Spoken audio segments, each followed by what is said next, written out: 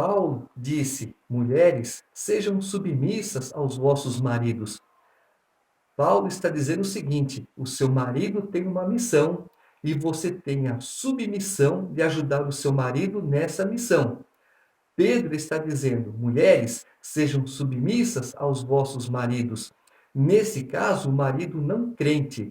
Quando você fala, estou indo para a igreja. Não, você não vai. Hoje você fica em casa. Então, a mulher, sendo obediente, está sendo submissa a uma ordem do marido, ela faz o quê? Fica em casa. Mas ela vai para o seu cantinho reservado. Senhor, quero ir para a tua casa. Meu marido não deixa. Pela tua palavra, estou obedecendo o meu marido. E depois ele se entenda com o Senhor. Mas também Pedro disse: a sua mulher, ela tem tarefas em casa: lavar, passar, cozinhar e um monte de coisa. E a tarefa doméstica é o dia todo, de manhã até a noite, se deixar a vara madrugada. Então, tudo que o marido puder fazer para ajudar a esposa no lar, também ajude. Assim como a esposa ajuda o marido também ajuda a esposa. Explicando a Bíblia comigo, Pastor Carlos. Segunda carta de Pedro, capítulo 1.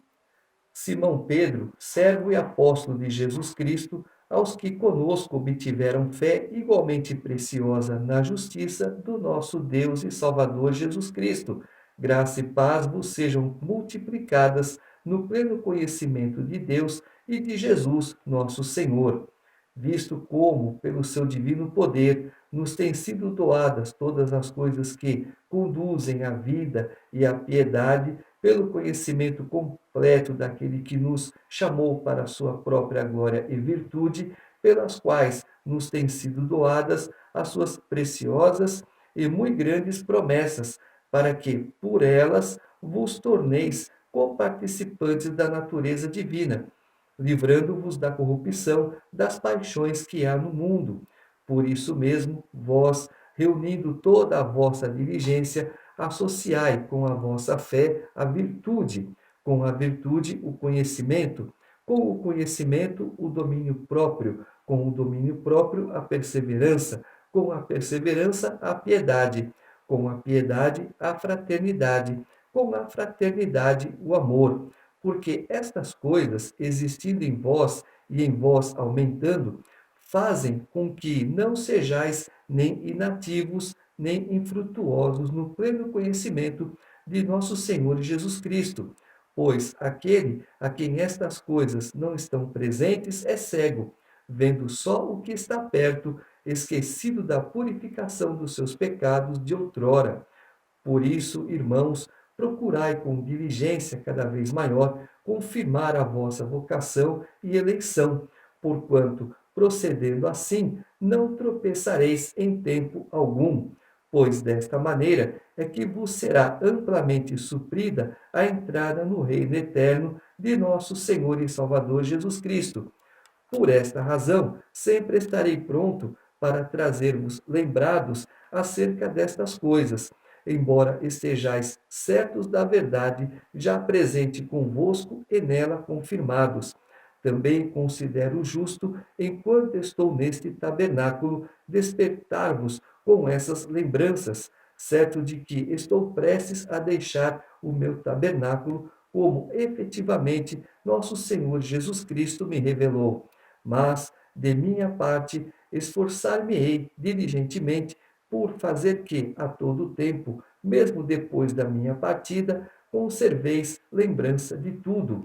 Porque não vos demos a conhecer o poder e a vinda de nosso Senhor Jesus Cristo, seguindo fábulas engenhosamente inventadas, mas nós mesmos fomos testemunhas oculares da sua majestade, pois ele recebeu da parte de Deus Pai honra e glória, quando pela glória excelsa lhe foi enviada a seguinte voz: Este é o meu Filho amado, em quem me comprazo.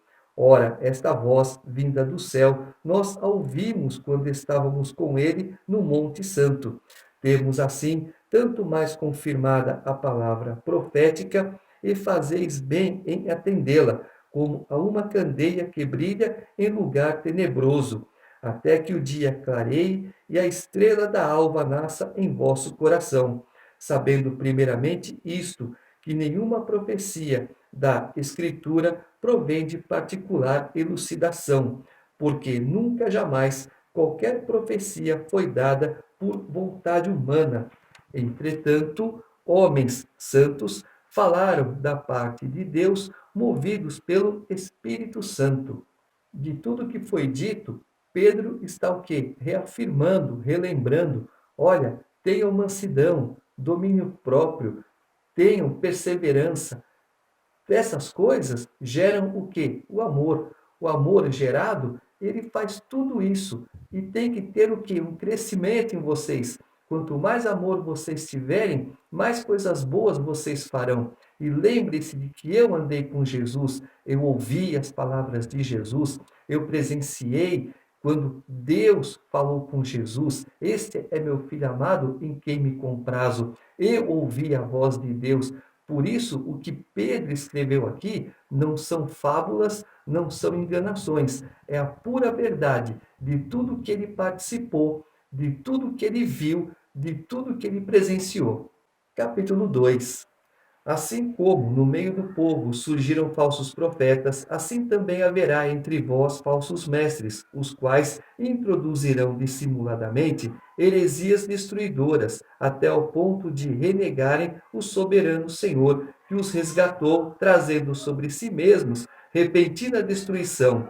E muitos seguirão as suas práticas libertinas, e por causa deles será infamado o caminho da verdade. Também movidos por avareza, farão comércio de vós com palavras fictícias. Para eles, o juízo lavrado a longo tempo não tarda, e a sua destruição não dorme. Ora, se Deus não poupou anjos quando pecaram, antes, precipitando-os no inferno, os entregou a abismos de trevas, reservando-os para juízo. E não poupou o mundo antigo, mas preservou a Noé, pregador da justiça, e mais 7 pessoas, quando fez vir o dilúvio sobre o mundo de ímpios, e, reduzindo a cinzas as cidades de Sodoma e Gomorra, ordenou-as à ruína completa, tendo-as posto como exemplo a quantos venham a viver impiamente. E livrou o justo Ló, afligido pelo procedimento libertino daqueles insubordinados, porque este justo, pelo que via e ouvia quando habitava entre eles, atormentava sua alma justa cada dia por causa das obras iníquas daqueles. É porque o Senhor sabe livrar da provação os piedosos e reservar sob castigo os injustos para o dia de juízo, especialmente aqueles que, seguindo a carne, andam em imundas paixões e menosprezam qualquer governo. Atrevidos, arrogantes, não temem difamar autoridades superiores, ao passo que anjos, embora maiores em força e poder, não proferem contra elas juízo infamante na presença do Senhor. Esses, todavia, como brutos irracionais, naturalmente feitos para presa e destruição, falando mal daquilo em que são ignorantes, na sua destruição também hão de ser destruídos, recebendo injustiça por salário de injustiça que praticam, considerando como prazer a sua luxúria carnal em pleno dia, quais nódoas e deformidades eles se regalam nas suas próprias mistificações, enquanto banqueteiam junto convosco, tendo os olhos cheios de adultério e insaciáveis no pecado, engodando almas inconstantes, tendo o coração exercitado na avareza, filhos malditos. Abandonando o reto caminho, se extraviaram, seguindo pelo caminho de Balaão, filho de Beor, que amou o prêmio da injustiça. Recebeu, porém, castigo de sua transgressão, a saber, um mudo animal de carga, falando com voz humana, refreou a insensatez do profeta. Esses tais são como fontes sem água, como névoas impelidas por temporal. Para eles está reservada a negridão das trevas, porquanto, proferindo palavras jactanciosas de vaidade, engodam com paixões carnais por suas libertinagens aqueles que estavam prestes a fugir dos que andam no erro, prometendo-lhes liberdade quando eles mesmos são escravos da corrupção. Pois aquele que é vencido fica escravo do vencedor. Portanto, se depois de terem escapado das contaminações do mundo, mediante o conhecimento do Senhor e Salvador Jesus Cristo, se deixam enredar de novo e são vencidos, tornou-se o seu último estado pior que o primeiro, pois melhor lhes fora nunca tivessem conhecido o caminho da justiça do que, após conhecê-lo, volverem para trás, apartando-se do santo mandamento que lhes fora dado.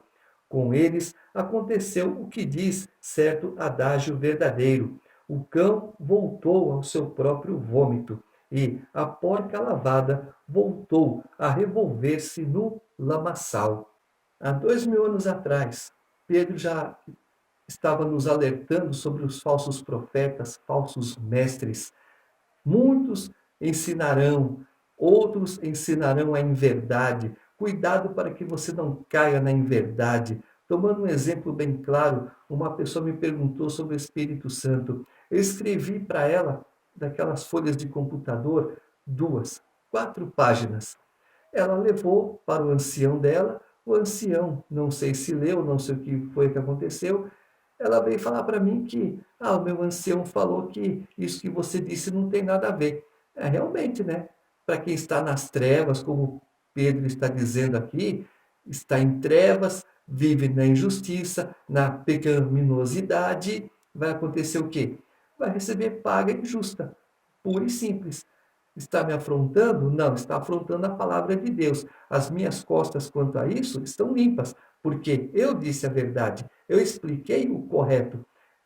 A pessoa duvidou, a pessoa não acreditou, foi mostrar para quem? Para o falso profeta. O que o falso profeta ia dizer? Que as minhas palavras são verdadeiras. Ela acreditou aonde? No falso profeta. Então, ela tem a sua culpa, porque ela recebeu a verdade, não quis a verdade, e o falso profeta vai receber a sua injustiça muito bem paga, né? Como Pedro disse aqui. E ele fala o seguinte: cuidado com essas pessoas, porque muitos, nesse caso dessa pessoa não, mas muitos estão na igreja, estão ouvindo a verdade, outras pessoas vêm e começa a falar um monte de coisa para essas pessoas que estão ainda aprendendo, que não estão firmes. O que eles fazem? Saem da verdade, vão para outros caminhos. E como o próprio Jesus disse, o Espírito Santo limpa a casa. Quando o inimigo volta, que ele acha a casa vazia, ele traz mais 7. Então, o segundo estado é pior do que o primeiro. Aí a pessoa não quer mais ler a Bíblia, a pessoa não quer mais ir para a igreja, a pessoa só quer viver no mundo, é balada, é cigarro, é drogas, é álcool, é jogos, é tudo que não presta. E aí, então, o segundo estado é pior do que o primeiro. E o que você faz com essa pessoa? Pode ser que lá na frente ela reflita: não, o que eu estou fazendo? Eu estava na igreja, eu estava numa boa situação, agora a minha situação não é muito boa, não. Então sai do mundo e volta para a igreja. Aí é diferente. Mas e quando está na igreja, vai para o mundo e não quer voltar para a igreja? É um caso complicado. E Pedro já está deixando isso bem claro, está muito bem avisado. Capítulo 3. Amados, esta é agora a segunda epístola que vos escrevo. Em ambas procuro despertar com lembranças a vossa mente esclarecida, para que vos recordeis das palavras que anteriormente foram ditas pelos santos profetas, bem como do mandamento do Senhor e Salvador ensinado pelos vossos apóstolos, tendo em conta, antes de tudo, que nos últimos dias virão escarnecedores com seus escárnios, andando segundo as próprias paixões e dizendo: onde está a promessa da sua vinda? Porque desde que os pais dormiram, todas as coisas permanecem como desde o princípio da criação, porque deliberadamente esquecem que de longo tempo houve céus, bem como terra, a qual surgiu da água e através da água pela palavra de Deus, pela qual veio a perecer o mundo daquele tempo afogado em água. Ora, os céus que agora existem e a terra, pela mesma palavra, têm sido entesourados para fogo, estando reservados para o dia do juízo e destruição dos homens ímpios. Há, todavia, uma coisa, amados, que não deveis esquecer, que para o Senhor um dia é como 1000 anos, e 1000 anos como um dia. Não retarda o Senhor a sua promessa, como alguns a julgam demorada. Pelo contrário, ele é longânimo para convosco, não querendo que nenhum pereça, senão que todos cheguem ao arrependimento. Virá, entretanto, como ladrão o dia do Senhor, no qual os céus passarão com estrepitoso estrondo, e os elementos se desfarão abrasados. Também a terra e as obras que nela existem serão atingidas, visto que todas essas coisas hão de ser assim desfeitas. Deveis ser tais como os que vivem em santo procedimento e piedade, esperando e apressando a vinda do dia de Deus, por causa da qual os céus incendiados serão desfeitos e os elementos abrasados se derreterão. Nós, porém, segundo a sua promessa, esperamos novos céus e nova terra, nos quais habita a justiça. Por essa razão, pois, amados, esperando estas coisas, empenhai-vos por serdes achados por ele em paz, sem mácula e irrepreensíveis, e tende por salvação a longanimidade de nosso Senhor, como igualmente o nosso amado irmão Paulo vos escreveu, segundo a sabedoria que lhe foi dada, ao falar acerca destes assuntos, como de fato costuma fazer em todas as suas epístolas, nas quais há certas coisas difíceis de entender que os arrogantes e instáveis deturpam, como também deturpam as demais escrituras, para a própria destruição deles. Vós, pois, amados, prevenidos como estáis de antemão, acautelai-vos, não suceda que, arrastados pelo erro desses insubordinados, descaiais da vossa própria firmeza. Antes, crescei na graça e no conhecimento de nosso Senhor e Salvador Jesus Cristo. A ele seja a glória, tanto agora como no dia eterno. Esta segunda carta de Pedro, quase que ela não é reconhecida como inspirada, porque vamos ver na primeira carta, capítulo 5, versículo 12, diz assim: por meio de Silvano, que para vós outros é fiel irmão, como também o considero, vos escrevo resumidamente, exortando e testificando de novo que esta é a genuína graça de Deus, nela estai firmes. Então, ou seja, Pedro ditou a carta e Silvano escreveu, como Paulo ditou algumas cartas e Lucas escreveu e depois Paulo assinou. E agora Pedro está falando o quê? Da vinda de Jesus. Oh, muitos dizem, volta nada, está demorando. É claro que a vinda de Jesus, ela tem dia e hora certa para isso acontecer. Os discípulos perguntaram, Senhor, quando que o Senhor volta?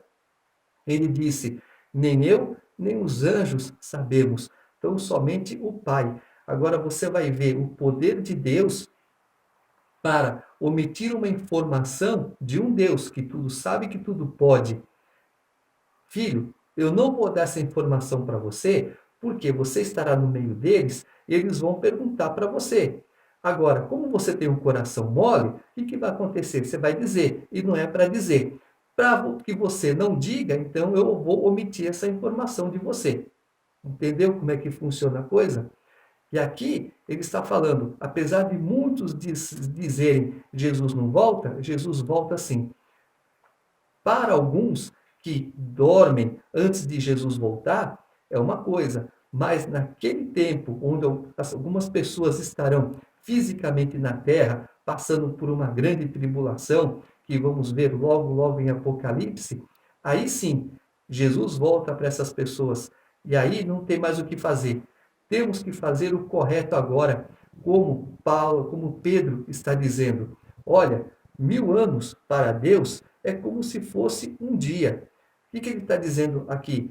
Que Deus faz em um dia o que o homem levaria 1000 anos para fazer.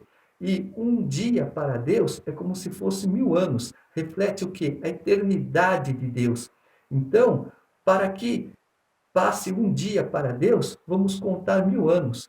Olha, começou no ano 1, terminou no ano 1000. Então, é como se Deus tivesse vivido para nós 2 dias, de 1 a 1000 e de 1001 a 2000. Deus, então, está no comecinho do terceiro dia dele de vida, mostra a eternidade.